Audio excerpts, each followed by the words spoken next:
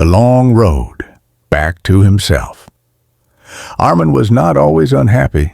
There was a time when he believed in himself, when his dreams felt close enough to touch, but life, slowly and quietly, changed him.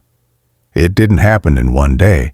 It happened through small disappointments, a plan that failed, a promise he couldn't keep, a comparison that made him feel small.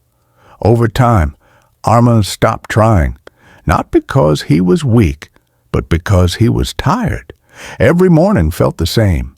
He woke up late, scrolled through his phone, watched others succeed online, and told himself, "I'll start tomorrow." Tomorrow became next week. Next week became next year. Deep inside, Arman knew he was capable of more. That knowledge hurt the most. The breaking point. One evening, after another unproductive day, Arman stood in front of the mirror. He barely recognized the person staring back at him, not because of his appearance, but because of his eyes. They looked empty. He whispered to himself, "When did I stop caring?" That night, he couldn't sleep. His mind replayed every missed opportunity, every excuse he had made, every time he chose comfort over growth. For the first time, he didn't blame anyone else. He didn't blame society. He didn't blame luck. He blamed his habits. And that realization changed everything. A small but honest decision. Arman didn't promise himself success. He didn't promise money, fame, or a perfect life. He made a smaller promise. "I will become 1% better than yesterday." That was it. The next morning, he woke up earlier than usual, just 15 minutes earlier. No motivation, no excitement, just discipline. He drank water, made his bed, sat quietly without his phone. It felt uncomfortable. His mind screamed, "This is pointless." But he stayed. That was his first victory. The war inside the journey was not smooth. Some days Arman felt strong. Other days he felt useless again. There were mornings he failed. He overslept, skipped his routine, wasted hours. The old voice returned. "See? You can't change." But this time, Arman answered that voice. "I failed today, but I didn't quit." That was new.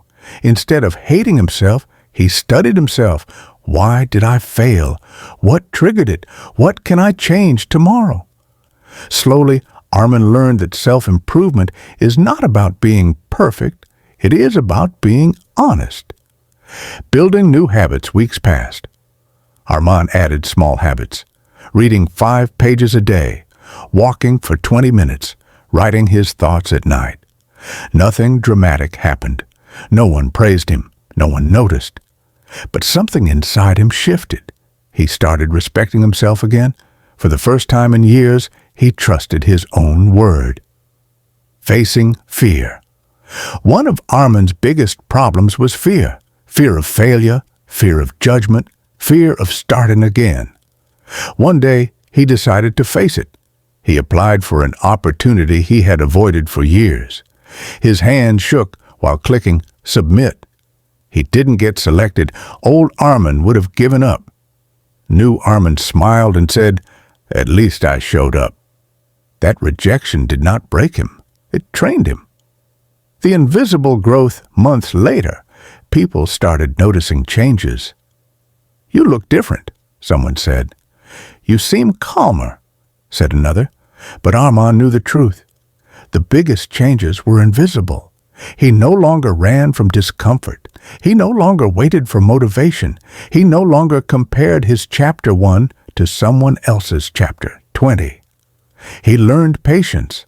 He learned that growth is slow, but powerful. A new definition of success. One evening, Arman sat alone again, but this time, peacefully. He realized something important. Success is not becoming someone else. Success is returning to yourself.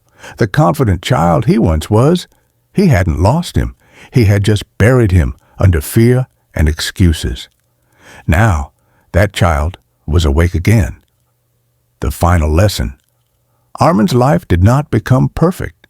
Problems still came, bad days still existed, but now he faced them differently. He no longer asked, "Why is life so hard?" He asked, "What can I learn from this?" And that made all the difference. Final message. Moral self-improvement is not loud. It does not announce itself. It begins quietly. When you choose discipline over comfort, when you forgive yourself and try again, when you stop waiting for motivation and start with action. You don't need to change your whole life today. Just take one honest step, and then another. That is how a person rebuilds himself.